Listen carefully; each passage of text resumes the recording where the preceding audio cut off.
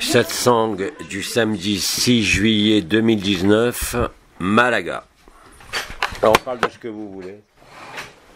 Ah, Mireille. Attends, j'approche, bouge pas. Moi, je voudrais témoigner de la journée d'hier. Alors tu le tiens si tu témoignes et moi je t'écoute. Voilà, c'est le témoignage de la danse et du jeu avec les dauphins. Ah, d'hier? D'hier, qui était magique. Et c'était une communion extraordinaire parce qu'on a participé à leur jeu, à leur danse. Et ils étaient tout autour, mais ils étaient aussi devant le bateau, de chaque côté. Et c'était vraiment une communion. Et moi, j'avais plus quand on dit qu'il faut s'oublier, mais la personnalité, mais c'est ça. Et j'étais une enfant qui jouait avec eux. Et ça a été un moment, ces instants-là, mais c'est inoubliable. Et c'était vraiment en communion. Et ça, c'était fantastique. C'est ce qu'on a. Tu veux, par rapport à la spontanéité. Oui. Quand tu es dans la spontanéité de l'instant, dans des moments, bien sûr, un peu privilégiés, oui, comme hier, bah, tu découvres tout de suite la vérité. Ah, parce oui. que c'est le moment où tu t'oublies complètement. Absolument. Tu es absorbé dans ce qui se déroule. Et bien là, instantanément, vous vivez la liberté. Ouais. C'est-à-dire qu'il n'y a même plus besoin de se poser des questions de vibration, de vision, de montée en vibration. Aujourd'hui, si vous êtes capable, ne serait-ce qu'une minute, de vivre cette spontanéité totale, vous êtes inséré dans l'instant présent et vous vivez la liberté. C'est constant. Alors, comme j'ai dit, ça peut être les dauphins, les baleines, des chants, la danse du ventre, peu importe. Ouais. Si vous arrivez, avec quoi que ce soit, à vous installer dans l'instant présent, sans effort, c'est-à-dire en dérivant le mental, c'est pas une attitude mentale qui va vous faire vivre le présent en disant je m'aligne, je suis dans l'instant où je monte en vibration. Non, c'est le moment où vous réalisez que vous ne dépendez d'aucun passé ni d'aucun futur. Vous êtes totalement installé dans l'instant présent. Et de plus en plus, ce que disent les frères et les sœurs, quand ils arrivent à faire ça, encore une fois, ça peut être un dauphin, une baleine, un chant, n'importe quoi, vous êtes libre. Ouais. Et vous pouvez, comme je disais, ça a toujours été dit, vous ne pouvez que vous reconnaître. C'est pas possible avant, parce que par exemple, Eckhart Tolle, il parle de l'instant présent depuis 30 ans. Mais avant, c'était pas possible. Aujourd'hui, c'est possible. C'est-à-dire que la voie la plus simple, quand on dit c'est la voie de l'enfance, la voie de l'innocence, c'est aussi la voie de la spontanéité, c'est-à-dire être totalement immergé dans quelque chose qui est là, sans réflexion, sans technique, sans rien, où tu es absorbé par ce qui se déroule. Ah, ouais. Alors là, bon, c'était les dauphins, et pas les baleines, la preuve. Ça suffit. Ah, ouais. C'est-à-dire qu'à ce moment-là, tu vis la vérité. Et quand tu vis la vérité, une fois, tu ne peux pas l'oublier. Ah non, c'est inoubliable. On était en osmose avec eux. Ouais. Et le jeu, c'était mon jeu, c'était leur jeu. Et on se répondait. Et j'avais l'impression que ça n'allait jamais s'arrêter. Et que c'était eux qui menaient la danse, qui entraînaient le bateau. C'était incroyable. Pour paraphraser Bidi, ceux qui suivaient Bidi à l'époque en 2012, il nous a parlé longuement de la scène de théâtre. Vous savez, l'acteur, le spectateur, l'observateur, et après il n'y a plus de théâtre. Aujourd'hui, on pourrait dire à la limite que c'est différent. C'est-à-dire que si vous acceptez d'être totalement l'acteur de l'instant présent, vous découvrez que même l'observateur disparaît, qu'il n'y a jamais eu de théâtre. C'est-à-dire que tous les efforts qu'on a fournis depuis toujours, et depuis Bidi, de la réfutation, de tout ce qu'il avait expliqué en 2012, à la limite ne fait plus sens. C'est ce que je vous disais, aujourd'hui ça ne sert à rien d'aller réfuter, puisque l'accessibilité au temps présent est partout. C'est une information, c'est un champ informationnel, c'est pas une énergie, c'est l'information du temps zéro qu'on véhicule, tous ceux qui sont libres véhiculent à l'insu de leur plein gré, je dirais, et qui font que le miracle est permanent. Donc toutes les stratégies des rencontres, comme je l'ai dit, c'est de vous conduire par le jeu, par le chant, par les baleines, par n'importe quoi, à vivre cet instant présent. C'est-à-dire que vous devez accepter que si vous n'êtes pas libre aujourd'hui, c'est que vous n'avez jamais été dans l'instant présent encore. Aujourd'hui, l'instant présent, la spontanéité, la voie de l'enfance, te fait fondre même le je suis, et tu te découvres absolu. Et tu ne peux que te reconnaître. C'est-à-dire que c'est d'une simplicité tellement enfantine que tous ceux qui sont encore en train de jouer à la conscience ne le voient pas, puisque la conscience est un processus projectif, même la supraconscience. Les gens sont entraînés dans des visions, peu importe qu'elles soient astrales ou qu'elles soient réelles, au sens du grand ciel, elles n'ont aucun intérêt pour vous rendre à votre liberté. Il n'y a que l'enfance, c'est-à-dire la spontanéité, l'humilité, le moment où vous disparaissez dans quelque activité que ce soit, que vous êtes libre. Et j'invite donc tous ceux qui ne le vivent pas encore à ne pas se poser de questions, à gamberger, à vouloir monter en vibration ou traiter quoi que ce soit. Réfléchissez réellement, mentalement, à ce que signifie l'instant présent. Si vous êtes réellement immergé dans l'instant présent, au niveau neuroscientifique, au niveau énergétique, au niveau vibratoire, au niveau de la conscience, vous êtes libre. Donc, il n'y a pas à se mettre martel en tête ou à se poser des milliards de questions comme avant ou à monter en vibration. Le fait d'être placé, quelles que soient les occasions, dans l'instant présent, vous libère instantanément. C'est ça le grand truc qu'on essaye de faire passer depuis la fin de l'anomalie primaire, c'est de faire accepter aux gens que finalement, s'ils sont réellement présents dans ce qu'ils font, eh bien ils disparaissent. Et ils disparaissent pas comme avant avec des états de stase ou d'endormissement comme ça à l'impromptu, mais dans la lucidité de l'instant, c'est-à-dire côté éphémère, l'absolu, comme j'ai dit, l'inconnu devient connu, l'absolu se révèle au sein de l'éphémère. Ce que tu décris est exactement ça. Hein. Et ça laisse non seulement une marque, un souvenir, comme tu dis, parce qu'aujourd'hui c'est un souvenir, c'était hier, mais ayant vécu cet instant de communion, de fusion et de temps zéro, ça a été révélé et réveillé dans tes cellules, dans ta conscience de partout, et le simple fait de penser à cet instant n'est pas simplement un souvenir de ce qui a été vécu, mais te replace instantanément dans l'instant présent. Et c'est de plus en plus facile. Bien évidemment, l'ego, la conscience, la spiritualité s'opposent à ça. Bien sûr. Hein. Donc si vous acceptez ce principe-là, vous ne pouvez que le vérifier et le vivre.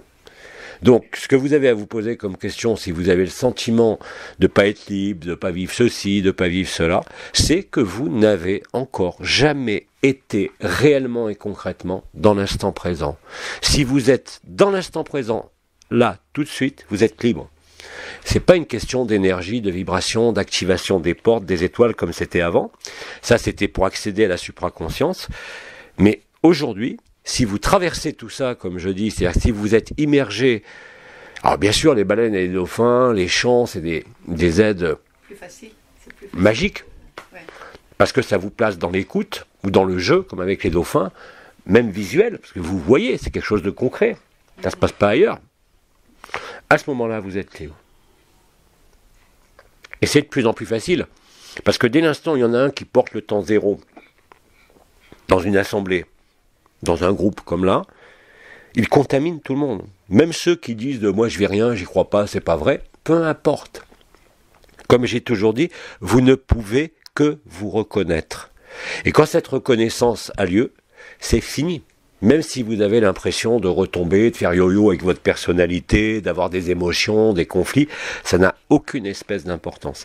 L'instant du temps zéro a été gravé dans la conscience, dans les cellules, et c'est fini. Quel que soit ce que dit votre personnage, quel que soit ce que dit votre conscience, vos doutes, vos humeurs, vos maladies, c'est fini. Hein, et c'est de plus en plus constant. Donc oui, c'est très important ce qui s'est passé hier, parce que c'est un grand moment de joie. Bon, d'ailleurs, en re-regardant les vidéos cette nuit, c'est évident que c'était... il y a un sentiment d'irréalité, tellement c'est incroyable, quoi. On l'a vécu pourtant, on était dedans, mais quand tu regardes les images, a posteriori, tu te dis, mais on a vécu quelque chose d'insensé, alors qu'on était tellement immergé dans ce qu'on vivait par tous ces cris, cette joie spontanée, qu'on s'en est pas rendu compte sur le moment. Oui, c'était beau, même Gemma, la femme d'Aurelio du Capitaine, a dit ça fait une éternité qu'on n'a pas vu autant de dauphins à la fois. Hein. Mais c'est pas important. Vous êtes absorbé dans l'instant présent. C'est comme si on vous occupait avec des marionnettes. Pendant ce temps-là, vous dégagez de votre personnalité. Et pendant ce temps-là, se révèle le temps zéro, comme je l'ai dit, c'est un champ informationnel, un champ d'information qui est présent partout. Bien évidemment, ce qui fait obstacle, c'est pas la souffrance, c'est pas la maladie, c'est la conscience. C'est-à-dire que si vous tenez quelque part à la conscience, vous ne pouvez pas traverser. Parce que vous ne pouvez pas être dans l'instant présent. La conscience, rappelez-vous, n'est jamais dans l'instant présent. Il n'y a que le « je suis », l'orgueil spirituel, qui vous donne l'impression d'être immergé dans votre propre réflexion de lumière. Le soi n'est rien d'autre que ça. C'est le moment où vous rentrez en expansion de conscience, vous allez vous installer dans un état de sérénité, de félicité, où il y a de la lumière blanche, l'auréole des saints, tous les gens qui sont des états mystiques, mais ça suffit pas. Ça suffit pas, quel que soit le côté agréable, ce n'est pas la vérité. Mais bien évidemment, aujourd'hui, le temps zéro, même si on a parlé du mouvement respiratoire ternaire au niveau ostéopathique qui libère la tête pour accéder au cœur, c'est vraiment le fait d'être saisi au niveau de votre conscience dans une activité précise où vous êtes absorbé dans ce que vous voyez, dans ce que vous écoutez, dans ce que vous vivez, que vous êtes libéré. C'est le moment où vous n'êtes plus là, parce que vous êtes réellement dans cette joie nue. Parce que vous êtes absorbé dans ce champ informationnel du temps zéro, qui n'est pas une énergie ni une vibration. Alors bien sûr, après, on sent les vibrations pour ceux qui les perçoivent et les ressentent, mais ça n'a aucune espèce d'importance. Et les changements, après, ne peuvent que s'amplifier au fur et à mesure des jours et des semaines, où vous allez constater que vous êtes réellement et concrètement de plus en plus libre par rapport à votre corps, par rapport à vos pensées, par rapport à votre passé et par rapport à tous les mécanismes projectifs. C'est-à-dire que vous êtes réellement et concrètement installé au temps zéro. Même si aujourd'hui vous n'avez jamais senti le double tord, le chakra du cœur, les couronnes ascensionnelles, le canal marial, vous ne pouvez que constater cette liberté. Et elle va se traduire, bien évidemment, dans votre vie, dans toutes les occasions possibles. C'est-à-dire qu'à ce moment-là, vous ne pouvez que constater que vous n'êtes pas votre petite vie misérable, votre petit personnage, mais comme je l'ai toujours dit, vous êtes la vie. Et bien évidemment, là, toutes les zones de tension au niveau du corps, au niveau de la conscience, au niveau de l'histoire, disparaissent. Et disparaissent vraiment. C'est-à-dire que même si vous avez des souvenirs, une mémoire qui est là, vous constatez que ça n'a plus aucune incidence, ni aucune possibilité de dévier de cet instant présent. Et l'instant présent, aujourd'hui, permet de vivre la vérité, mais instantanément. Ce qui fait écran, c'est votre conscience. C'est même pas l'ego. C'est même pas l'histoire. C'est ce que vous mettez au-devant de vous, c'est-à-dire notre conscience. La conscience, qui est un mécanisme projectif, qui ne fonctionne que par assimilation, identification et possession, mais qui jamais ne pourra être une restitution, c'est-à-dire ce que j'ai appelé le sacrifice. À ce moment-là, vous ne pourrez que constater, comme l'a dit Bidi, l'amour ou la souffrance, et c'est la vérité. C'est-à-dire que, paradoxalement, les gens qui sont au plus proche de lâcher, mais qui ne veulent pas lâcher inconsciemment, peu importe, sont ceux qui ont le plus de souffrance. C'est-à-dire que plus vous souffrez, quelle que soit la raison, plus vous êtes, je dirais, à la limite de votre propre résurrection. Alors que ceux qui dorment, ils dorment. Et vous voyez bien autour de vous, il y a des gens, ils ne se posent aucune question, leur vie continue, ils se foutent de ce qui se passe en eux à l'extérieur, ils sont absorbés, eux, dans l'illusion. Or, l'instant présent vous libère de cette absorption de votre vie pour vivre la vie. Et c'est réel, c'est un processus tout à fait explicable, je vais pas revenir dessus, en neurosciences, en énergétique, et même dans les mécanismes du jeu entre le simulacre et le sacré, c'est-à-dire entre la conscience éphémère, l'éternité et ce que vous êtes vraiment. Et ça se constate de jour en jour de façon de plus en plus claire et nette. Ce que je veux dire par là, c'est que pour tous ceux qui, aujourd'hui, dans leur démarche sincère de vivre et d'être cette vérité, si vous êtes dans la souffrance, qu'elle soit psychique, mentale, émotionnelle, physique, c'est justement parce qu'il y a des forces qui sont à l'œuvre, à l'insu de votre plein gré et de votre volonté, entre ce feu par friction qui est lié à l'ego, c'est-à-dire la mise en avant de la conscience, et le feu vibral et le feu igné. Donc bien évidemment, oui, ça va passer par l'impression d'avoir un retour en arrière d'états dépressifs, des manifestations douloureuses extrêmement fortes et même des maladies mortelles qui ne sont là que pour vous permettre de réaliser cette alchimie, c'est-à-dire cette acceptation de l'intelligence de la lumière. C'est-à-dire que tant que vous ne vous êtes pas reconnu en l'intelligence de la lumière et que vous vous reconnaissez encore plutôt comme un personnage souffrant qui doit évoluer, qui doit changer, vous ne pouvez pas être libre. Et vous aurez de moins en moins de possibilités, parce qu'à chaque fois que vous allez avoir une posture de votre mental, de vos émotions, de votre corps, qui fait mal, ça va signifier qu'il y a un feu par friction qui est en train de se dérouler entre tous les mécanismes du corps éthérique et des projections de la conscience au niveau de ce corps éthérique et la vérité. Et plus vous restez tranquille à ce moment-là, plus vous acceptez, plus l'acceptation est là, plus vous traversez.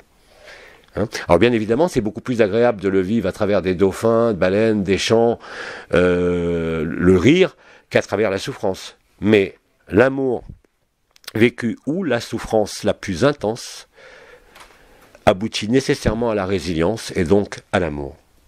Ça ne peut pas être autrement. C'est un processus neurochimique, énergétique, qui concerne la conscience elle-même, mais sur lequel vous n'avez aucune possibilité d'action, si ce n'est de relâcher vous-même la pression par rapport à vous-même. Ça rejoint la théorie de la plainte. Et aujourd'hui, c'est d'autant plus vrai. C'est-à-dire que plus vous allez exprimer, manifester une plainte, plus celle-ci va se renforcer. C'est inéluctable, c'est le jeu de l'intelligence de la lumière. Plus vous acceptez même l'intolérable, c'est un processus là aussi neurochimique, plus vous allez entrer en résilience. Tant que vous luttez, à quelque niveau que ce soit, vous allez souffrir, et de plus en plus. Ça a été dit, c'est prouvable, c'est démontré au niveau neuroscientifique, c'est-à-dire qu'aujourd'hui, par cette intelligence de la lumière qui est là, par ce temps zéro qui est là, tout être humain doit accepter qu'il est à la très bonne place dans ce qu'il vit. Non pas, encore une fois, ne comprenez pas de travers comme quoi j'ai une maladie, je la laisse évoluer. Non, c'est au niveau des mécanismes de prédation de vous-même envers vous-même que ça s'exprime. C'est-à-dire que quand vous vous considérez comme un individu, alors on disait, Krishnamurti disait, quand vous êtes juif, vous êtes violent parce que vous excluez tous les autres. Quand vous êtes bouddhiste, vous êtes violent parce que vous excluez tous les autres. On peut dire aujourd'hui, quand vous pensez à vous, et seulement à vous, vous êtes violent, c'est-à-dire que vous excluez tous les autres, et vous ne pouvez pas vivre que tous les autres sont en vous.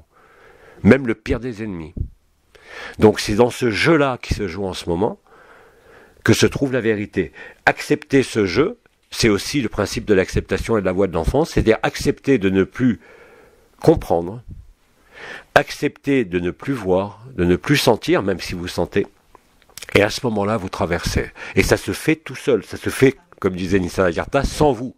Tant que vous croyez que ça se fait avec vous, vous êtes piégé et prisonnier de votre personnage. Mais même ce piège de votre personnage débouche sur le feu par friction, ce qui est responsable de cette notion d'amour, non pas ou de peur, c'est fini ça, c'est amour ou souffrance. Quel que soit le mécanisme qui semble vous alourdir, vous gêner, ou vous priver de cette liberté qui est là, ne vient que de votre posture. C'est ni karmique, ni mémoriel, comme on disait, l'élimination des mémoires. C'est simplement quelle est, si je peux dire, votre attitude dans l'instant. Est-ce que vous accueillez ou est-ce que vous rejetez? Si vous rejetez, vous souffrez. Si vous accueillez, même le pire des salauds, vous êtes libre. Donc c'est une transformation, je dirais même, des mécanismes de fonctionnement de la conscience la plus ordinaire, qui, si ils sont accueillis ou au moins acceptés, sont traversés instantanément. Vous allez le constater de plus en plus pour ceux qui ne sont pas encore libres, mais aussi autour de vous, dans les membres de la famille, de partout, et dans toutes les occasions.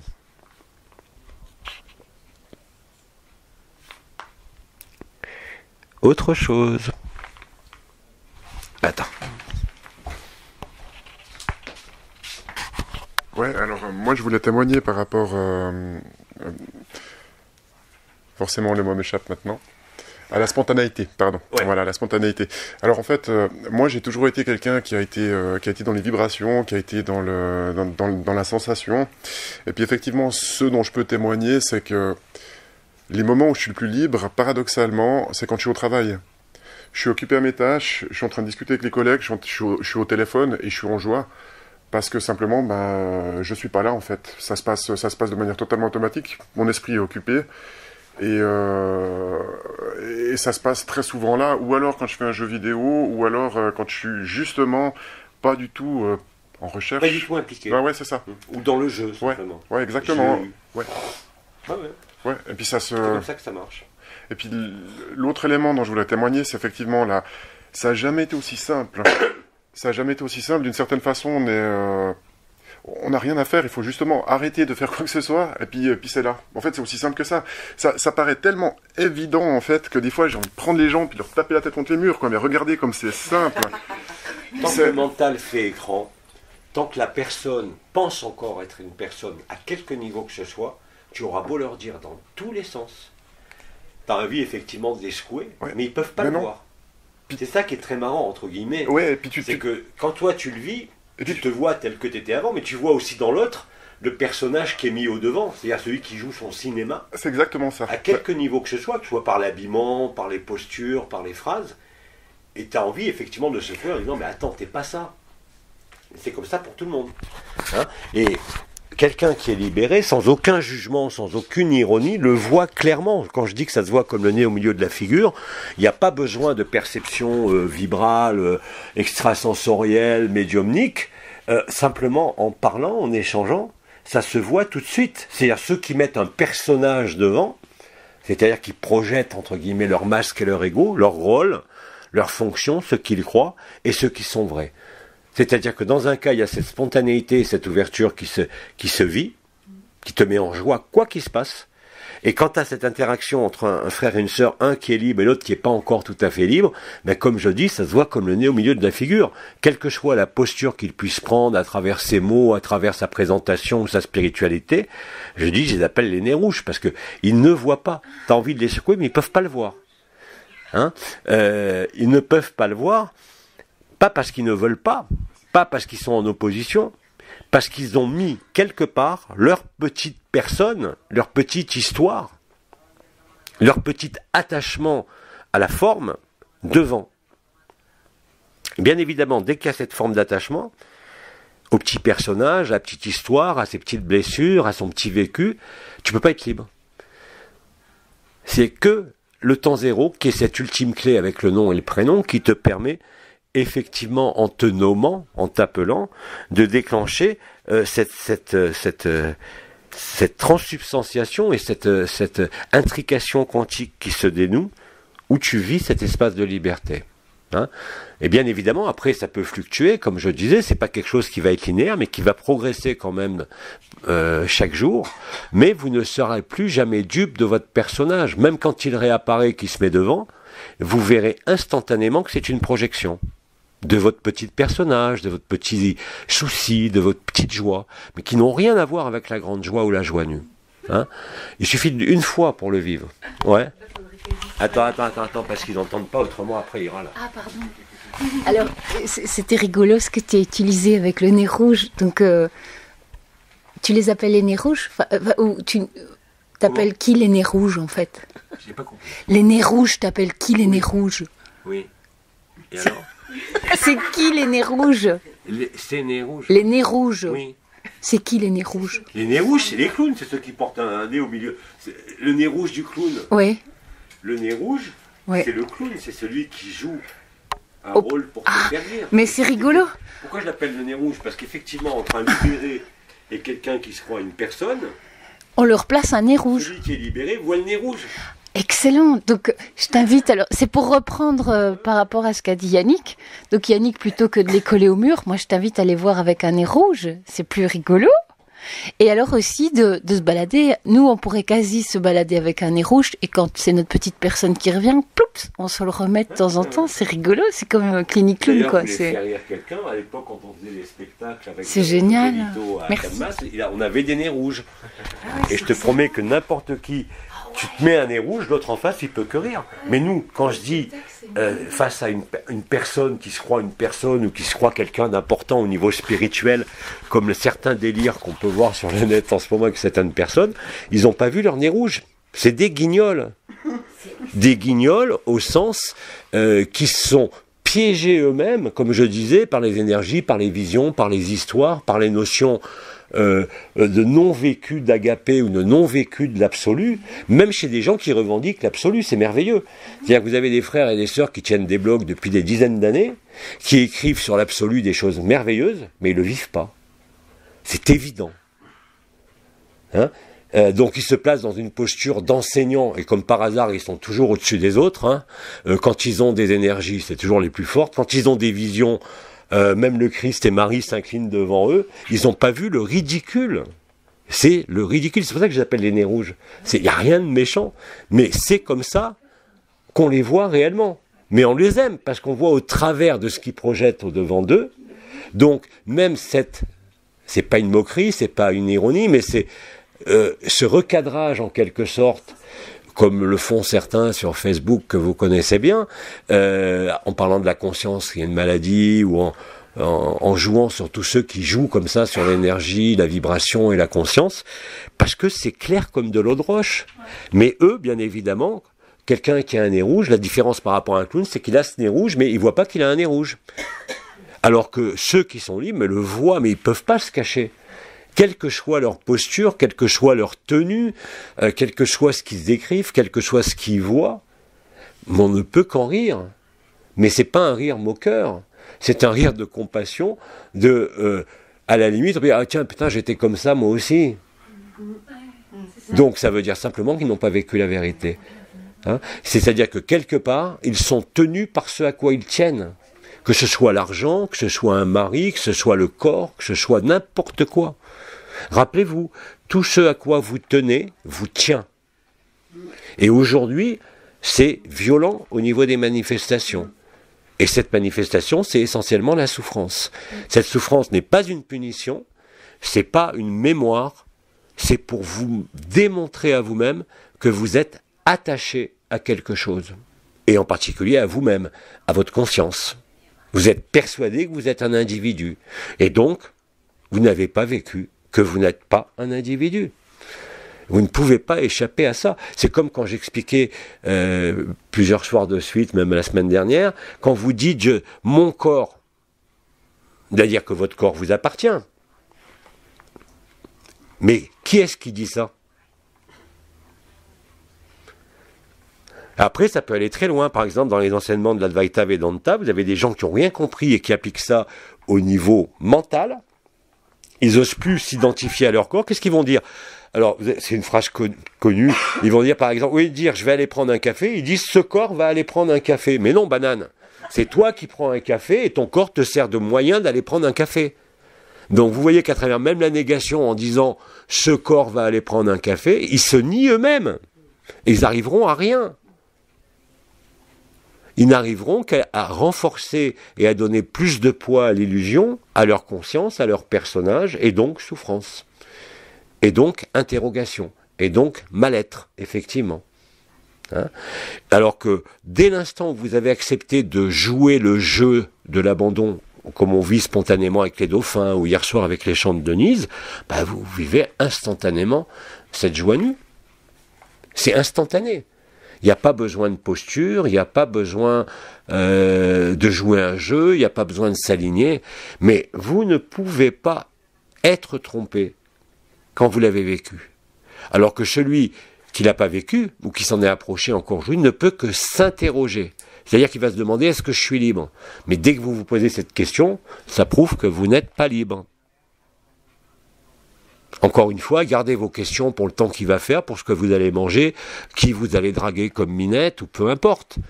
Mais par rapport à ce que vous êtes, ne vous interrogez pas. Si vous vous interrogez, vous mettez à chaque fois un peu plus de distance.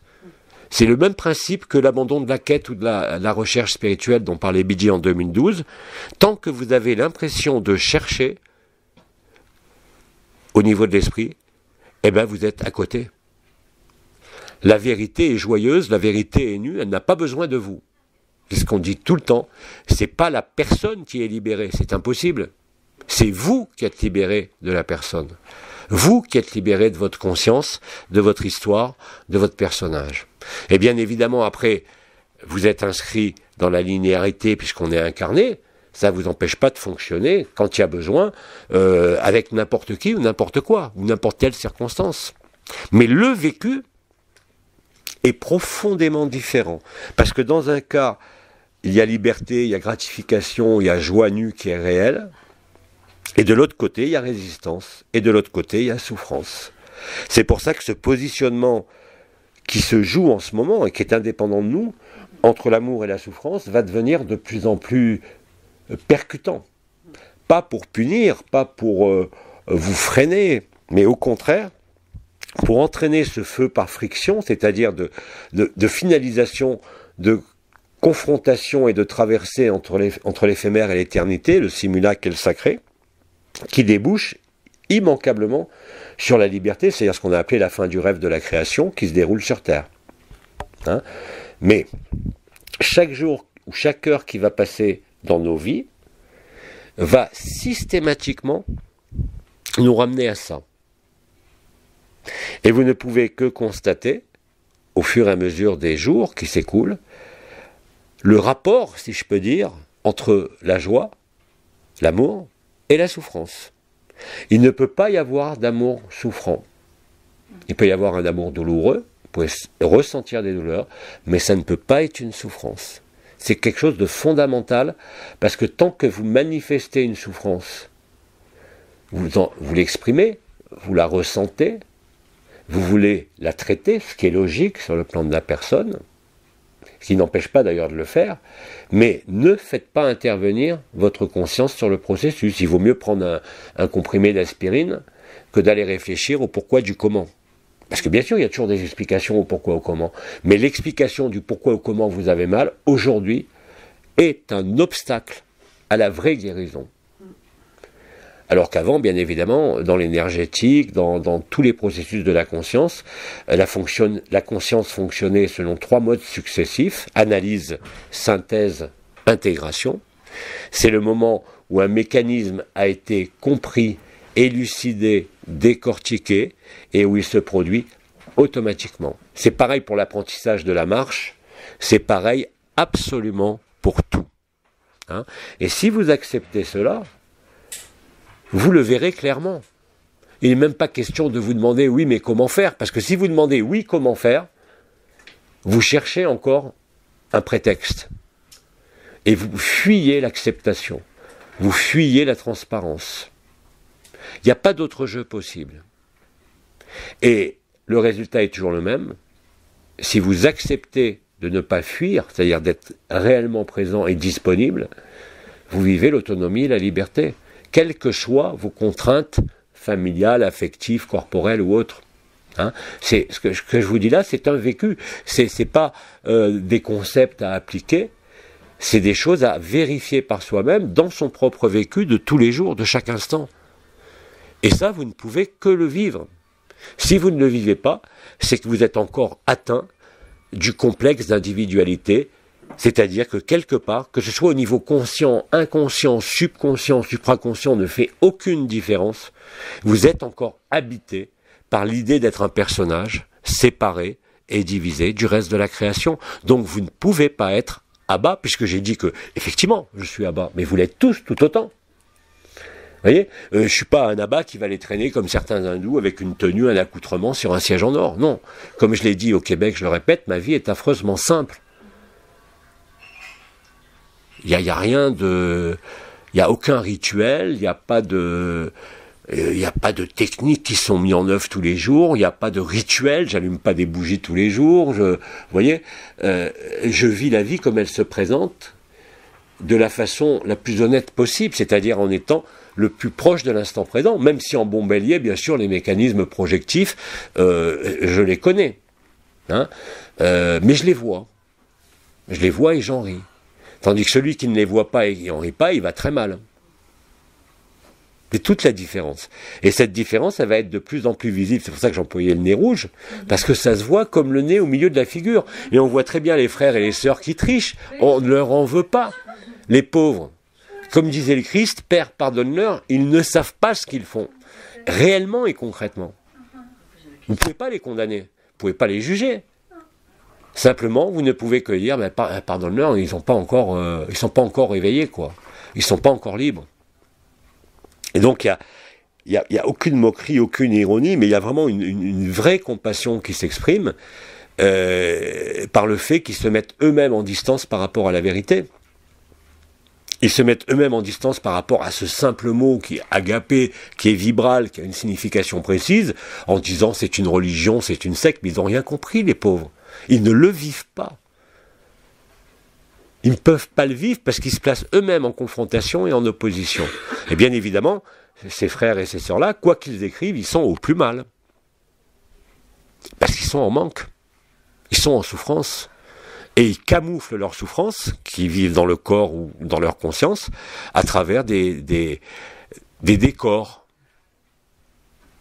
à travers des célébrations, à travers des rituels, à travers des visions, à travers des énergies, à travers les vibrations qui sont réelles. Mais ils n'ont pas traversé. Ils sont restés piégés dans le mythe d'immortalité, ils sont restés piégés dans le rêve, c'est-à-dire dans la conscience. Parce que pour eux, il n'y a rien d'autre que la conscience. Et d'ailleurs, ils le disent eux-mêmes, le néant, ah, quelle horreur! Ah oui, ils n'ont pas vécu la vérité. Et tant qu'on est dans l'ego ou tant qu'on est dans le soi, il y a nécessairement un orgueil qui, aujourd'hui, pour ceux qui sont dans cette posture-là, un orgueil, mais monumental. Mais on ne leur en veut pas. Ils ont tellement joué avec la conscience qu'ils ne peuvent plus voir que la conscience est une maladie. Et ils revendiquent la conscience, bien sûr.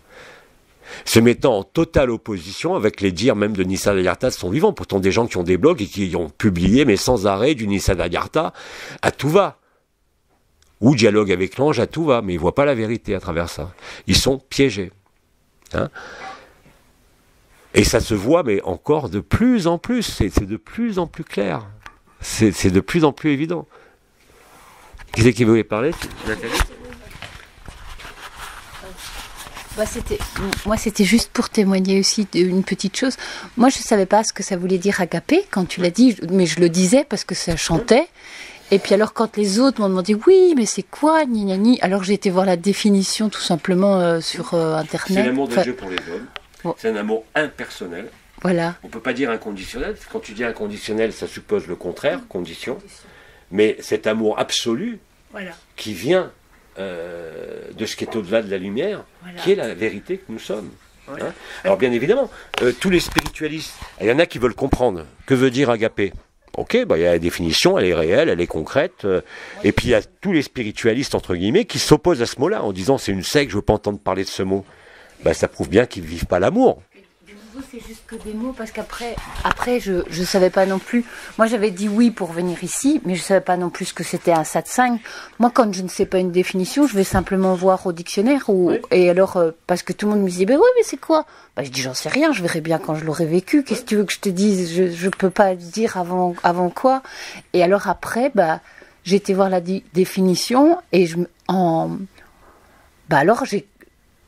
Après, je peux connaître, mais si je l'ai pas vécu, je peux pas définir un mot. Enfin, je veux dire, il faut l'avoir vécu pour ça. Exact.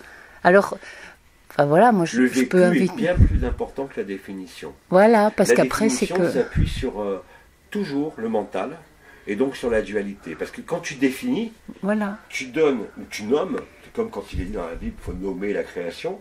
Dès que tu nommes, tu mets une distance. Bah oui. Enfin, c'est pour ça que faut le vivre d'abord, on peut pas. D'abord et le comprendre après. Le vécu et la compréhension, mais par contre, ceux qui sont dans la conscience refusent de le comprendre. C'est-à-dire que pour eux, il faut comprendre avant de le vivre. Mais ça, c'est impossible. Voilà, moi, je pouvais pas. Que le vivre. Bah oui, j'aurais pas pu dire où. Fallait d'abord dire oui, et après on verra. Je vais pas dire oui, mais je sais pas ce que c'est, blablabla. Non. Parce que là, c'est une preuve de plus quand les gens ont ce mécanisme de fonctionnement qui sont inscrits dans la dualité bien mal, tout simplement. Ouais, donc bienvenue. Et ce qui est merveilleux, c'est que c'est des frères et des sœurs qui ne parlent que de non-dualité. Hein, vous en avez beaucoup comme ça, qui écrivent sur l'Advaita Vedanta, sur la non-dualité, mais qui s'inscrivent eux-mêmes dans la dualité. Parce que là, on n'est même plus, à la limite, dans l'absolu, on n'est même plus dans l'Advaita Vedanta, on n'est même plus dans la non-dualité. Ça ne veut plus rien dire, non-dualité. On est dans la vérité, c'est tout. Cette vérité, encore une fois, quand on la vit, on ne peut que se reconnaître. Alors que tant que vous vous reconnaissez à travers un rôle, un corps, une fonction, une maladie, un rôle social, un rôle sociétal, un rôle affectif, vous ne pouvez pas être libre.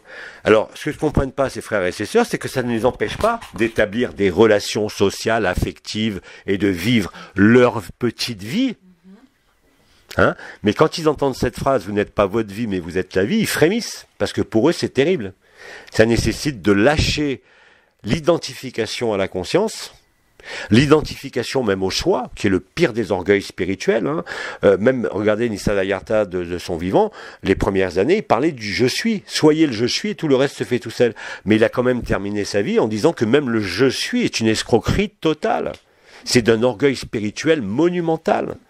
De se croire dans la lumière, hein, ou de voir des êtres de lumière qui s'inclinent devant vous, donc ça traduit un ego mais monumental, et eux ils ne peuvent pas le voir, donc il n'y a rien à condamner, hein, comme je dis, Père pardonne-leur, ils ne savent pas ce qu'ils font, parce qu'ils ont un tel nez rouge que tout le reste est invisible. Alors ces gens, bien évidemment, ils vont vous parler d'énergie, de vibration, de vision, ils ont suivi AD, ils connaissent tous les circuits, ils les vivent, mais ils lâchent pas. Ils lâchent pas, ils sont persuadés d'aller quelque part, ils sont persuadés que tout ce qu'on a vu sur les dimensions est vrai, que maintenant c'est moi qui délire, alors que toutes les dimensions, si on les a vues sur l'expérience, c'est qu'on les a vécues. Tout est dans l'instant présent. Or, ces frères et ces sœurs ne peuvent pas pour l'instant être dans l'instant présent. D'ailleurs, s'ils étaient dans l'instant présent, ils cesseraient leur cinéma tout de suite.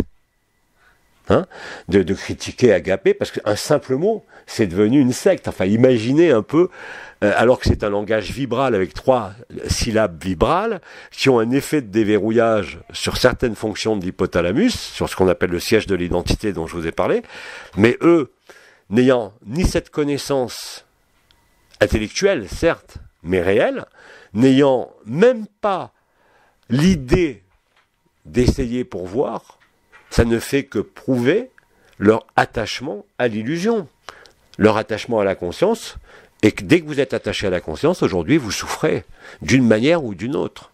Hein. Mais encore une fois, ce n'est pas une punition, ni une rétribution, ni quoi que ce soit d'autre que le jeu qui doit se jouer pour chacun. Chacun, quoi qu'il en pense, est à sa place. Ce qui doit arriver, arrivera quoi que vous fassiez, ce qui ne doit pas arriver, n'arrivera pas quoi que vous fassiez. Et si vous acceptez ça, vous êtes libre. Mais dès l'instant où vous mettez en posture de dire ça c'est bien, ça c'est pas bien, vous ne voyez pas clair. Il ne faut pas confondre dire là c'est le bien, là c'est le mal, et donner l'explication comme je vous la donne sur un processus qui est à la fois neurochimique, neuroscientifique, énergétique et qui concerne ce que j'ai appelé moi la noétologie, c'est-à-dire la science de la conscience, hein, et cette science de la conscience qui avait été introduite en partie par Bernard de Montréal, beaucoup mieux d'ailleurs que Nisargadatta, aujourd'hui se trouve totalement devant leurs yeux. C'est-à-dire que tout ce qui leur semblait linéaire, même à Bernard de Montréal ou à Bidi ou à d'autres, hein, qui étaler ça selon une perspective linéaire, ils n'ont pas vu que c'était une perspective cyclique, parce qu'il est cyclique et qui tourne en boucle. Hein, quand même les enseignements falsifiés ou authentiques vous parlent de la nouvelle race racine, de la race bleue qui arrive et tout, la nouvelle terre, ils n'ont pas vu que ça avait déjà eu lieu. Ça faisait partie du rêve. On a déjà tout rêvé, comme je dis. Hein. Et bien évidemment, aujourd'hui, quand vous êtes attaché à ça, vous ne pouvez pas être libre. Quand vous êtes libre, encore une fois, ça se voit par la spontanéité, par l'enfance, par le fait que tout devient fluide, à défaut d'être évident tout le temps, mais que vous acceptez tout, parce que vous savez, en le vivant, que vous n'avez pas le choix. Et tout vous est rendu plus facile. Alors que si vous maintenez la conscience, par le jeu de l'intelligence de la lumière, tout va devenir de plus en plus compliqué pour vous. Par ce feu, par friction. Par les douleurs, par les interrogations mentales. Ça prouve simplement que quelque part en vous existe encore ce mythe d'individualité ou ce mythe d'immortalité. C'est-à-dire que le déverrouillage de ce qui fait le soi et l'identité, qui est inscrit, je vous l'ai dit, au niveau du noyau du thalamus central et de l'épiphyse, n'ont pas été déverrouillés. C'est pour ça que le processus que je vous ai fait faire et que je fais maintenant systématiquement au début de ce mouvement respiratoire ternaire est vraiment quelque chose qui vous libère de l'idée d'être une personne. Et c'est en ce sens, comme la communication entre la couronne de la tête, la petite, la grande, et la couronne du cœur, et du chakra du cœur est réelle, par le lemniscate sacré, qui a la possibilité aujourd'hui d'ouvrir le cœur directement de n'importe qui. Vous n'avez pas besoin de mots, vous n'avez pas besoin de vibrations. Soit vous vous placez tout seul dans Ikenunk, et vous sentez les vibrations sur Ikenunk, soit on vous fait poum poum poum, soit vous êtes absorbé dans les dauphins, dans les baleines, dans les chants, dans la danse du ventre, dans n'importe quoi, et là vous êtes vrai. Et encore une fois, ça ne peut pas échouer parce que vous ne pouvez pas ne pas vous reconnaître. Si vous ne vous êtes pas reconnu pour l'instant, c'est simplement que ça ne s'est pas produit. C'est aussi simple que ça. Quelles que soient vos postures, quel que soit ce que vous en disiez, quel que soit ce que vous en pensiez, ça ne change rien à la réalité du processus. Là, ça sert à rien d'être dans le déni, dans l'opposition, dans la confrontation. Encore une fois, ce que je dis n'est pas uniquement lié à mon vécu ou au vécu de frères et sœurs, mais en plus, ça s'appuie sur des données, tout ce qu'il y a de plus concrète au niveau du fonctionnement de la conscience et du cerveau.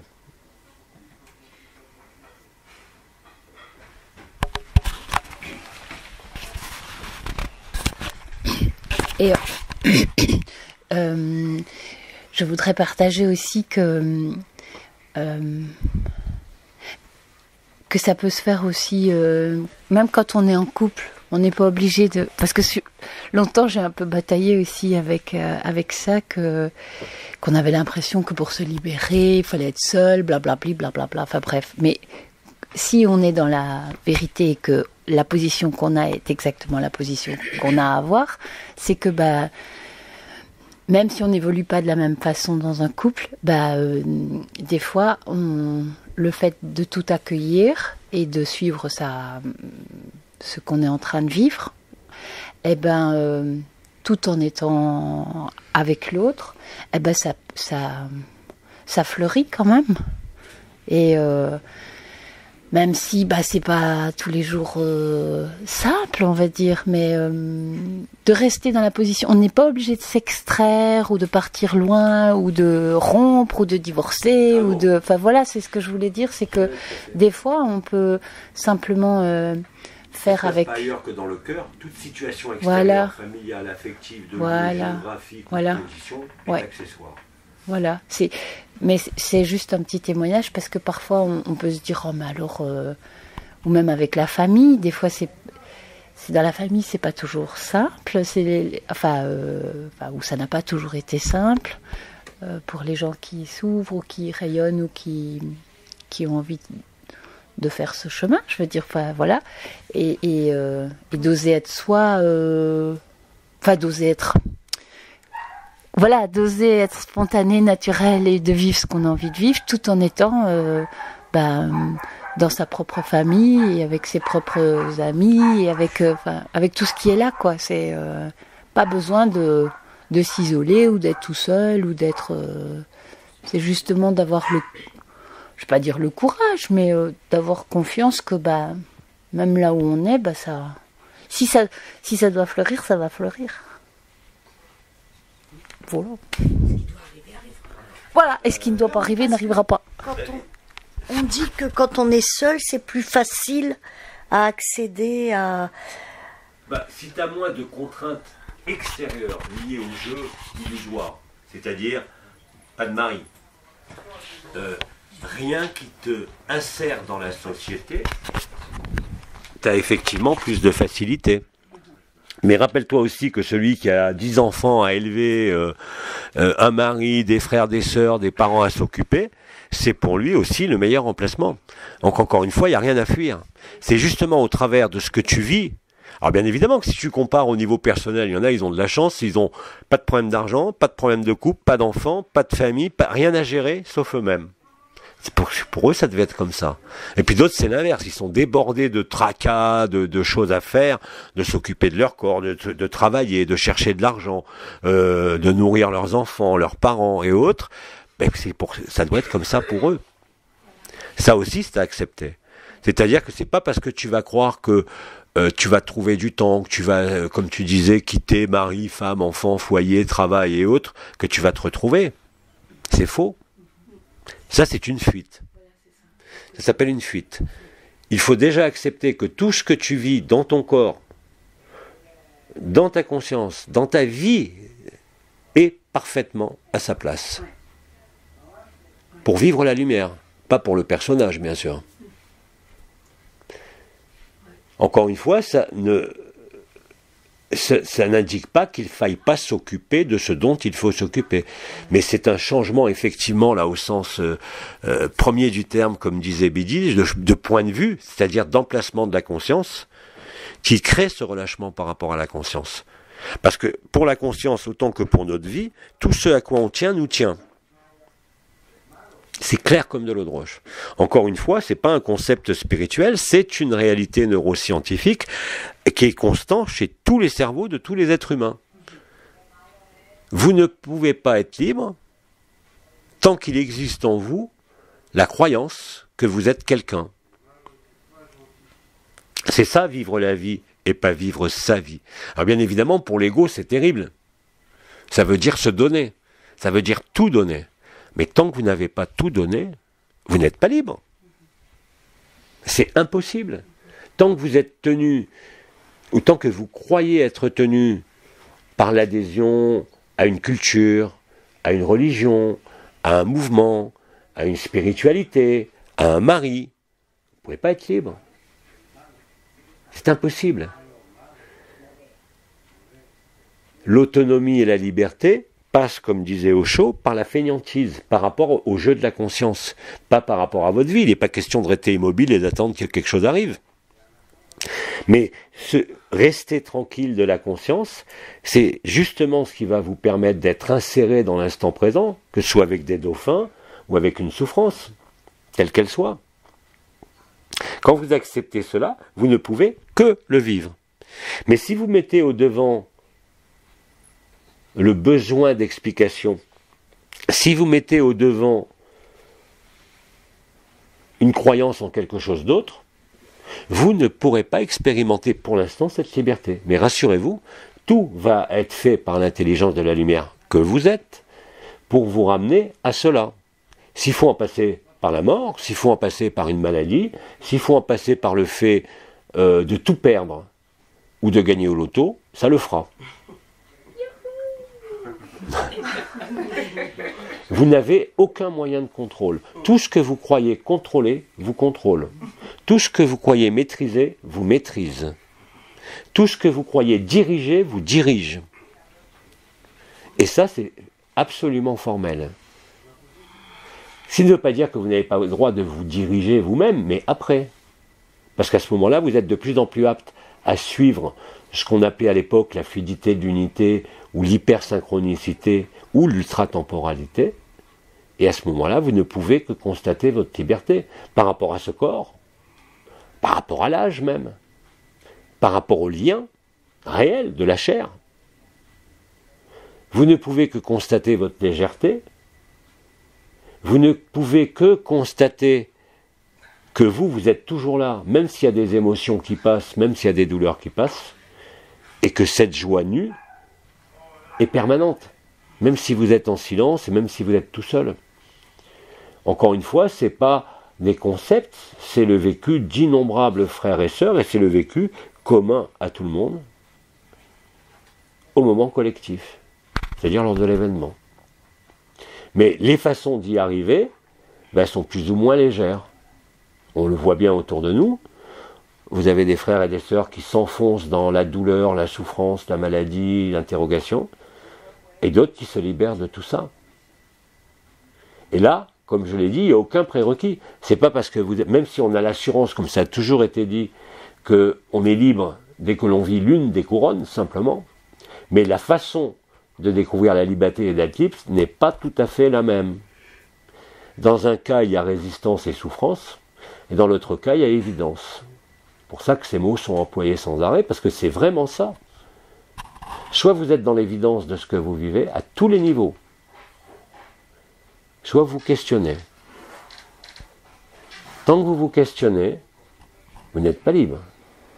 Je parle là par rapport à vous-même, ce ne sont pas des questions qu'on échange là. Mais regardez dans votre vie, combien de fois par jour vous êtes en train de vous questionner sur ce qui se produit ou sur ce qui ne se produit pas.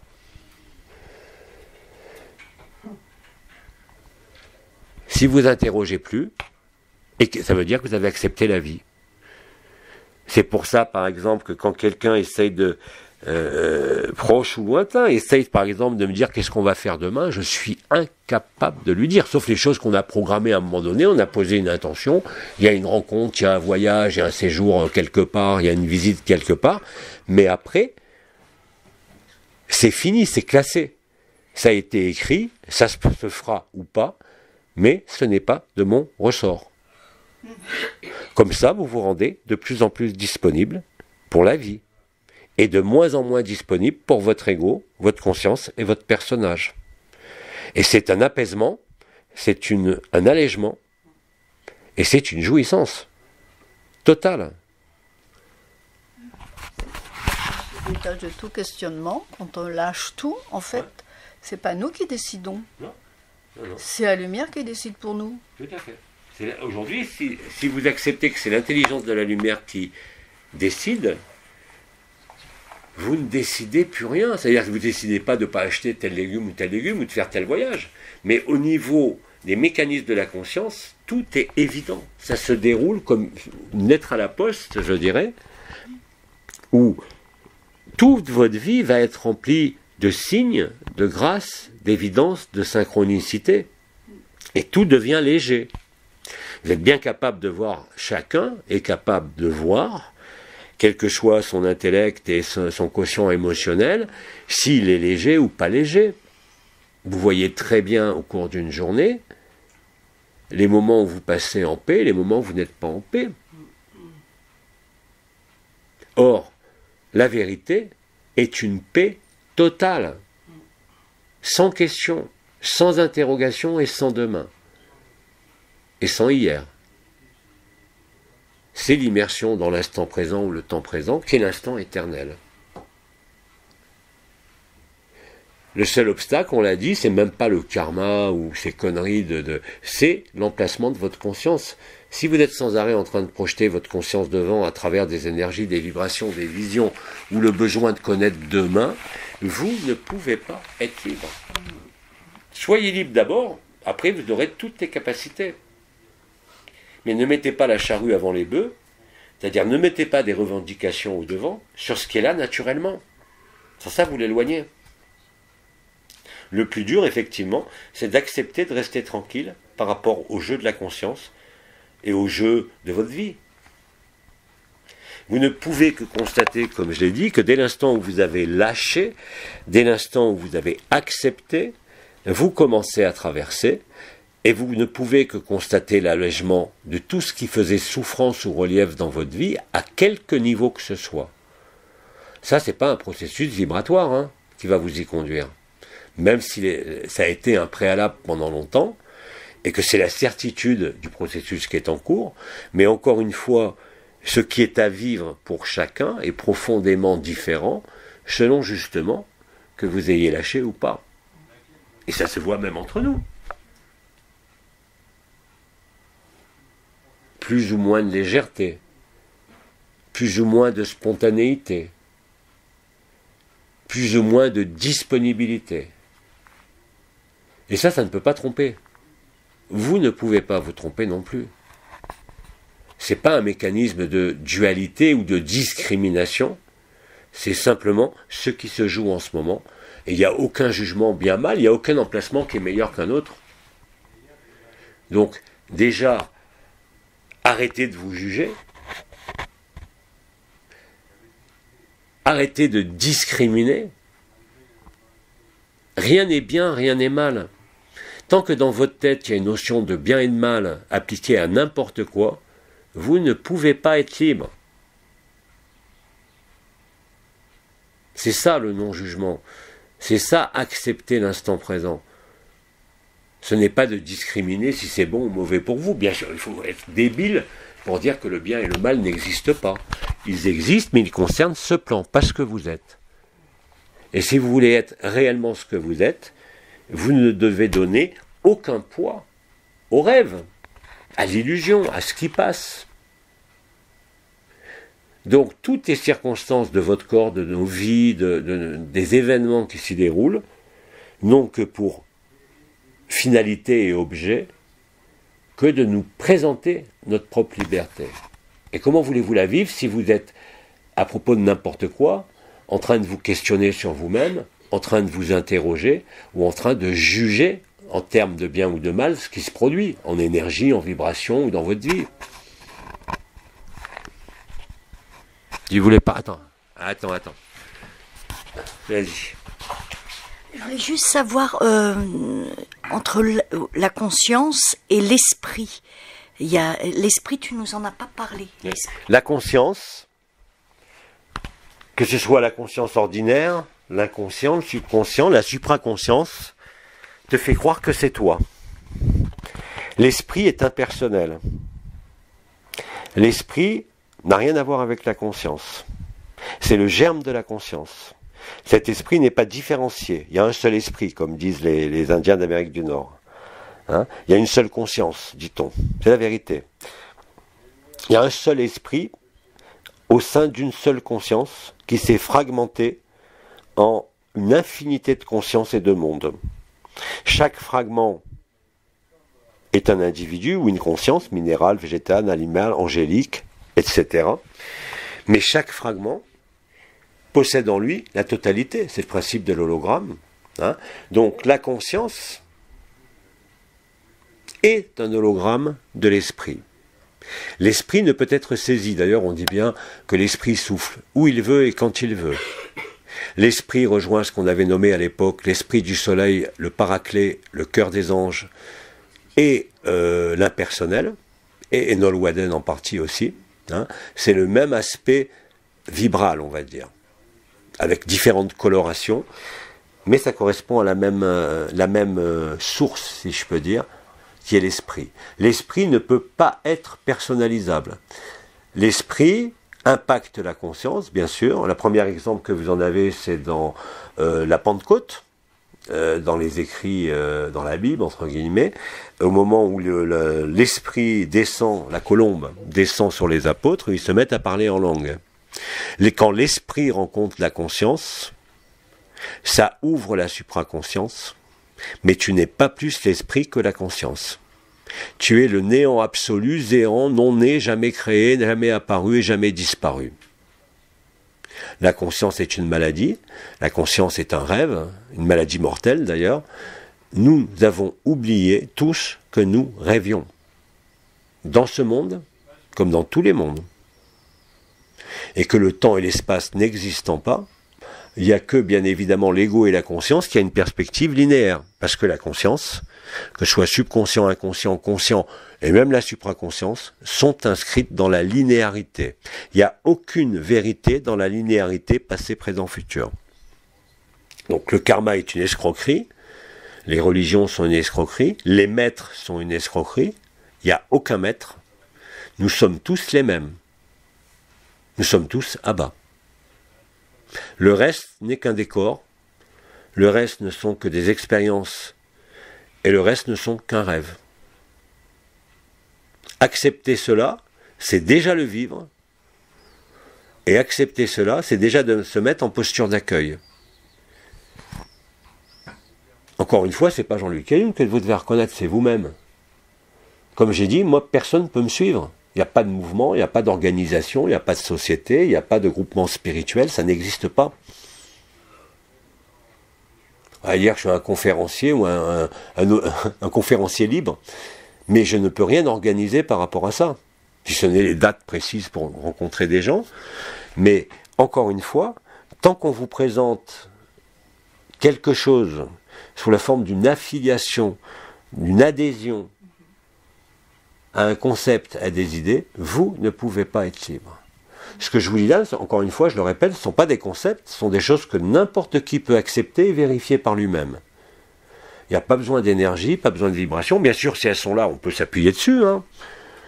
Encore, pour vivre la supraconscience, parce qu'à un moment donné, la supraconscience, l'ego va se piéger lui-même et il va se dégonfler comme une baudruche.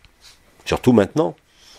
Mais l'ultime clé, je l'ai dit, c'est l'instant présent. C'est votre nom et votre prénom, c'est-à-dire c'est au sein même de l'éphémère, au sein même d'ici et maintenant au travers de ce corps, que vous pouvez vivre la vérité. Et pas dans les processus même de voyage en conscience nue. C'est dans l'acceptation que se trouve la vérité. L'acceptation de l'inconnu vous le fait vivre. L'acceptation de l'inconnu vous le rend connu. N'allez pas vous poser midi à 14h comme questionnement ou comme technique ou comme façon de procéder. C'est une chimie intérieure à la conscience et au cerveau qui se réalise d'elle-même. Et ça va se réaliser avec d'autant plus de facilité que les jours passent, même si pour certains, il y a une impression que c'est de plus en plus dur. Mais c'est justement ce plus en plus de dureté apparente qui vous conduit à la légèreté et qui vous conduit à la liberté surtout. La vérité ne peut pas être demandée, elle ne peut être que reconnue. Puis, quelque part, en plus, avant, on pouvait parler des conjoints ou des conditions qui permettaient la liberté. C'est win-win en permanence. Soit un événement négatif te permet de voir une chose que tu n'as pas encore vue, soit t'engendres le feu par friction, puis ça te rapproche du point zéro. Tout à fait. Ouais. Tout à fait. Quel que soit l'événement, tout est parfait. Si vous acceptez que tout est parfait, quelles que soient vos récriminations, c'est pareil. Par exemple, sur les processus qui se passaient sur la Terre, à un moment donné, j'ai arrêté de publier tous les... D'ailleurs, ça avait été dit par Oma, si vous continuez à regarder ce qui va mal, comment voulez-vous aller bien? C'est pas un déni, mais à un moment donné, vous avez le droit de surveiller, comme moi j'adore ça, surveiller les infos et autres, mais quel poids vous donnez à ça, par rapport à l'intérieur? C'est juste le temps qui passe. C'est juste des points d'appui aussi. Quand on voit ce qui se passe concrètement, ben, ça renforce l'adhésion, ça renforce la conviction à ce que nous ne sommes pas la conscience et que nous sommes totalement indépendants de tout ce qui peut être vu, de tout ce qui peut être ressenti, de tout ce qui peut être perçu. Nous sommes antérieurs à toute perception. La véritable liberté, elle est là. Et ça va se traduire, comme je l'ai dit, ça ne peut que se traduire dans votre vie par la santé, par la légèreté, par la fluidité. Là où il n'y a plus de résistance, là où il n'y a plus de souffrance, là où il n'y a plus d'interrogation, et là où tout est effectivement facile. Et c'est pour tout le monde. La rétribution est la même pour tout le monde. Dès que vous passez dans l'acceptation, dans le sacrifice, vous franchissez allègrement tout ce qui l'instant d'avant vous semblait faire résister, ou souffrant, ou non vécu. Mais encore faut-il l'accepter et le décider. En son âme et conscience, je dirais. Ce n'est pas une décision de l'ego. C'est une acceptation inconditionnelle, peut-on dire, et totale. Si vous ne vivez pas encore, c'est que vous n'avez pas validé et réalisé cet abandon à la lumière et ce sacrifice. Alors bien sûr, on sera tous libres. Mais plus les jours passent, encore avant l'événement, puisqu'on ne l'a pas encore vécu, plus vous ne pouvez constater que ces deux choses. Soit c'est facile, soit c'est difficile. Et tant que c'est difficile, quelque part, ça veut dire que vous n'avez pas accepté ce que vous êtes.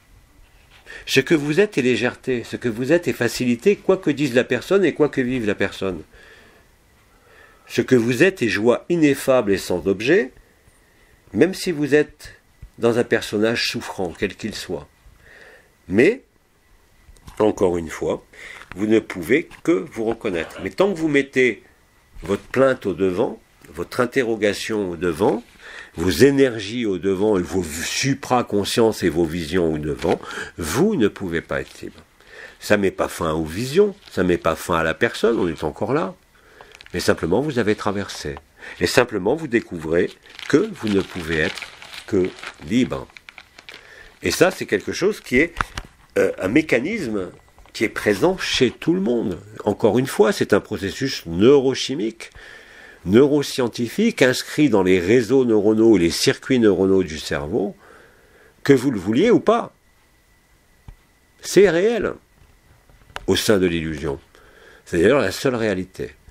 Donc, quoi que vous en pensiez, quoi que vous en disiez, quoi que vous cherchiez comme justification, vous ne pouvez que vous tromper. Et vous vous trompez vous-même.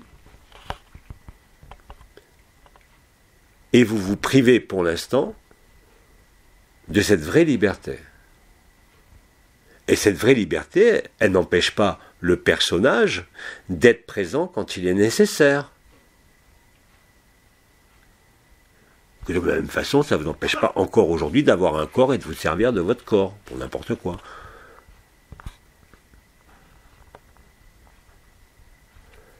Autre chose. Attends, Claude. Juste te faire un petit témoignage. Attends. Vas-y, je te le tiens. Je vais juste te faire un petit témoignage parce que pour venir ici, j'avais programmé mon voyage, mon séjour depuis le mois de février. Tout était. Après, j'ai fait quelque temps avant la réservation pour le parking. Tout était fait. Et puis moi j'étais, je me faisais pas de soucis, rien du tout.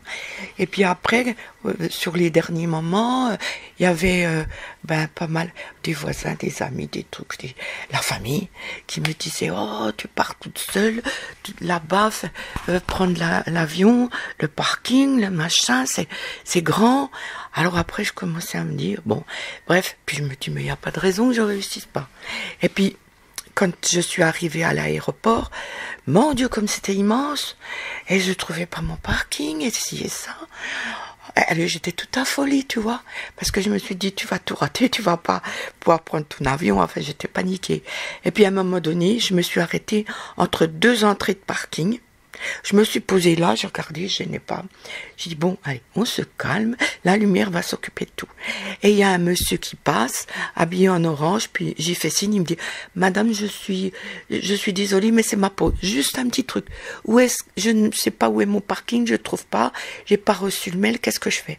Il me dit, vous pressez là, vous donnez votre numéro de voiture, le numéro que vous avez, ça va s'inscrire.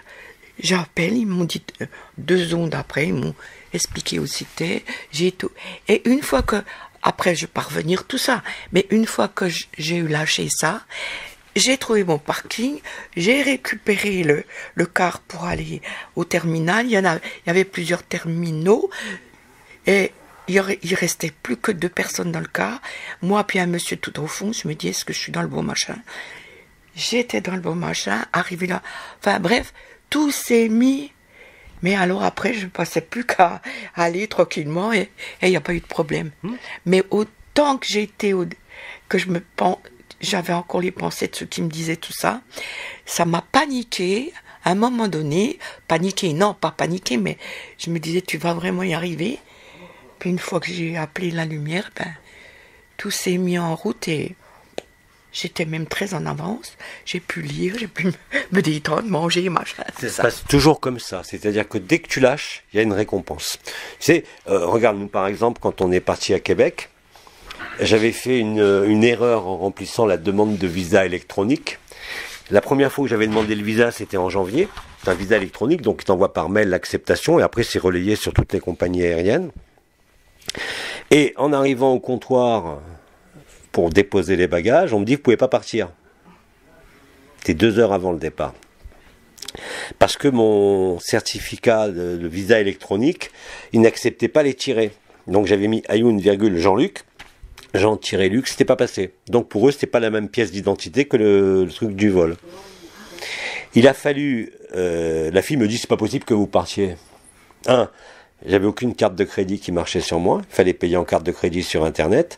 Et en janvier, le visa électronique, j'avais reçu 2 jours après. J'arrive à trouver une amie qui me prête son numéro de carte bleue, à remplir le truc assis par terre devant le comptoir d'enregistrement des bagages, en tapant ça, en recréant le certificat. Je montre à la fille l'accusé de réception, elle me dit, mais oui, ça c'est l'accusé de réception, mais vous n'avez pas le visa. Elle dit, ça va prendre 2-3 jours, comme d'habitude. Et là, le mail est arrivé tout de suite. Et il y a eu, effectivement, au début, une espèce de précipitation, comme toi, en me disant, mais comment je vais faire, les gens qui m'attendent et tout, c'est pas possible. Et à un moment donné, je me suis posé, j'ai dit, ce qui doit être, doit être. Ce qui ne doit pas être, doit pas être. Moi, j'ai rectifié l'erreur. Si le certificat électronique, qui ne dépendait pas d'un individu, mais des circuits électroniques, arrivait, je partais. S'il n'arrivait pas, je partais pas. Donc c'est même pas une question de confiance, hein. Parce qu'au début, je suis aussi entré en réaction, en pestant contre je sais pas quoi. Mais après, j'ai dit, de toute façon, j'ai pas le choix. Soit l'électronique décide, et là, ce qui s'est passé, c'est que j'ai reçu le nouveau visa électronique, mais 2 minutes après, la fille me dit, c'est pas possible. Je dis, si, regardez, il est là, hein. Essayez sur votre ordinateur, et c'est passé. Et tout est comme ça. Hein, même si effectivement le personnage là il y en avait besoin, c'était quand même moi qui avais besoin de retaper l'identité de mon passeport, de redemander de faire la demande, de payer par une carte bleue la demande de visa. Et bien évidemment dans ce moment-là il y a eu à la fois, je dirais dans le même temps, le personnage qui s'affolait, et à juste raison, parce qu'il fallait redemander le certificat, le personnage qui disait « Oui, mais de toute façon, l'électronique, ça va pas se faire maintenant, effectivement, la raison, je vais pas partir », et de l'autre côté, même pas la volonté de partir, mais la certitude que ce qui devait être sera de toute façon. Ça a duré 2 minutes. Le certificat est arrivé. C'est-à-dire que toutes les expériences de ta vie te prouvent que si tu acceptes, tout devient facile. Si tu refuses, tout devient difficile. Et à tous les niveaux. En plus, le monsieur là, qui était à l'Aura, il a pris son temps. Ouais. J'ai fait un bisou sur la joue pour le remercier. Il était... Wow. Oui, mais c'est ça la vie. Quand vous êtes la vie... J'ai dit, oh, merci. Quand vous êtes la vie, toutes les circonstances de votre éphémère vont concourir à cette évidence et à cette facilité. À tous les niveaux. Là, j'ai pris l'exemple électronique. Toi, tu as rencontré quelqu'un qui t'a indiqué.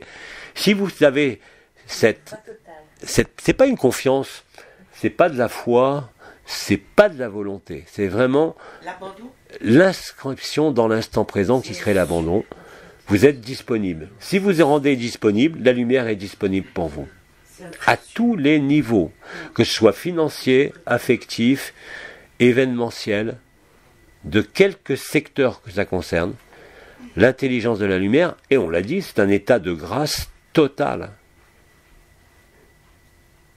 Total, et qui ne peut que être vu, vécu, et qui se démontre dans chaque journée que vous vivez de manière indélébile. Vous ne pouvez que le constater, et vous ne pouvez que le vivre.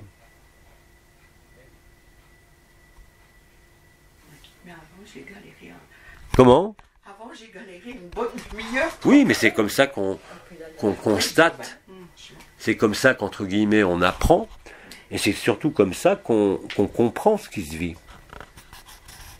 Et c'est ça qui met fin l'arrêt du moteur de la souffrance, comme disait Eckhart Tolle, où qu'on comprend qu'on n'est pas ce personnage, pas ce monde, aucun monde et aucune histoire et aucun scénario.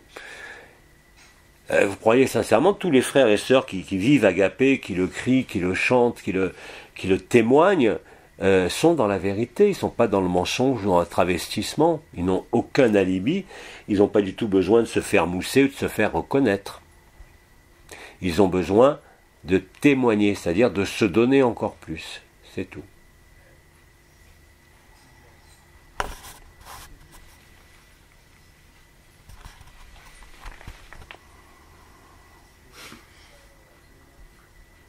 Autre chose. Vous me dites quand vous voulez faire une pause, hein, parce qu'on a 4 heures. À toi. Oui, moi je voudrais témoigner. Tiens-le alors. Ouais, d'accord. En fait, il y a quelques années, je me posais des questions par rapport à mes fausses croyances de ce que je devais vivre dans la vie, du fait de mon cheminement, de ma quête, etc. Et j'étais toujours frustré de ne pas vivre, de ne pas entendre des messages, de ne pas vivre l'amour, de ne pas ressentir forcément de bien-être, etc. Et aujourd'hui, je m'aperçois que c'est vraiment un cadeau, en fait, que tous ces ressentis qui m'ont été épargnés, que tous ces messages que je n'ai pas entendus me facilitent grandement la vie aujourd'hui, parce qu'en fait, je m'aperçois que tout est simple, qu'il n'y a rien à ressentir, il n'y a rien à vivre, il y a juste à être là et simplement en présence. Et c'est dans cette simplicité que tout se fait en fait. Donc c'est, en fait, le cadeau il est là en fait. Rappelez-vous, quand il n'y a plus rien,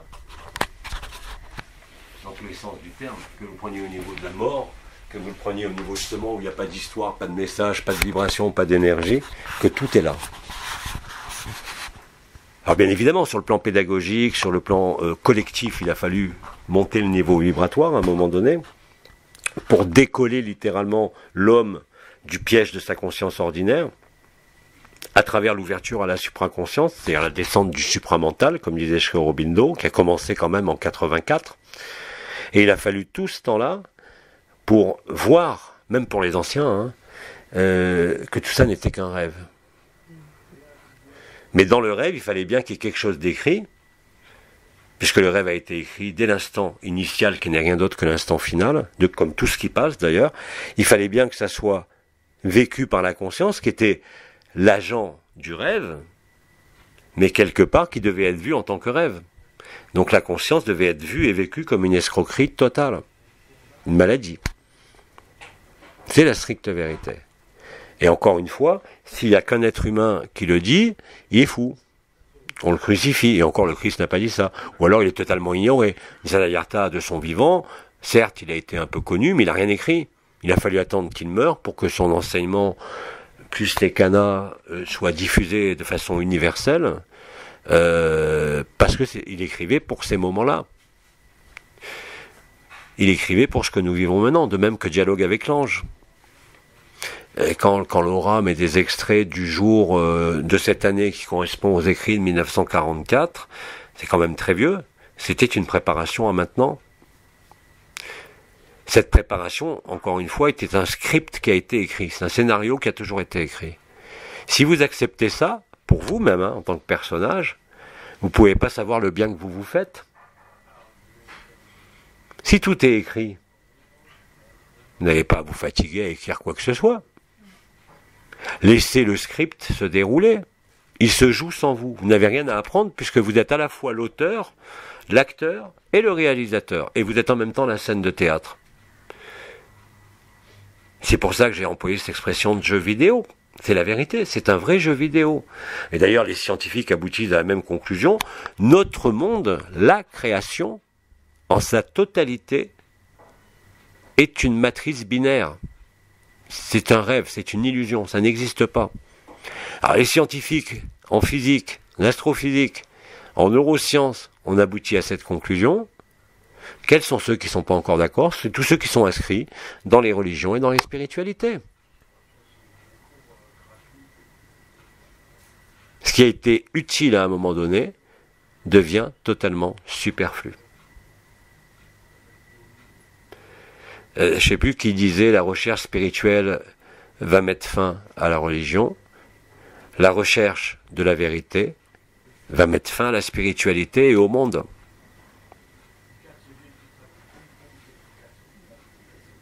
Ça, quand vous le vivez, c'est d'une clarté, d'une limpidité totale. Quand vous vous y opposez, c'est loin d'être clair, c'est de plus en plus trouble. Mais vous n'avez pas d'autre alternative. Comme disait à l'époque Anaël en 2009, il y a toutes les vérités relatives, mais il n'y a qu'une vérité absolue. Regardez la vidéo qui a été repostée il y a peu de temps de ce jeune gamin de 3 ans qui s'exprime à merveille sur la non-dualité, qui dit je rêve que je suis en train de rêver finalement. Et nous faisons tous le même rêve. Et comment est-ce que nous pouvons faire tous le même rêve? Parce que nous sommes tous le même. Tout ce que nous voyons est nous. Sans exception. Ça, votre conscience ne peut pas l'appréhender, ni même l'accepter. Mais vous pouvez le vivre. Qu'est-ce qui se passe quand vous êtes en joie nue, quand vous êtes dans l'instant présent, quand vous êtes en train de regarder des dauphins, quand vous êtes en train de chanter, quand vous êtes disponible. Il suffit d'un rien, effectivement, c'est le cas de le dire, pour être tout. Il suffit d'un rien pour vivre ce rien. Parce qu'on est dans des processus qu'on a nommés, qui ne sont pas de la physique élémentaire, qui sont de la physique quantique, à tel point aujourd'hui qu'on résume ça dans la théorie de l'intrication quantique, où tout est dans tout. Ce corps que nous croyons solide, composé, je vous le rappelle, à plus de 70% d'eau, est composé à 99% de vide. Il n'y a que du vide. Tout vient du vide et du néant. Et c'est dans le néant, ce fameux vide qui fait si peur à ceux qui n'ont pas vécu l'absolu et qui croient l'avoir vécu, que se trouve la solution et la vérité. Nulle part ailleurs. Mais bien évidemment, la conscience va vous entraîner dans des revendications de forme essentiellement, dans des revendications de dimension, ou d'envisager une progression quelconque, ou une évolution quelconque, alors que tout a toujours été parfait.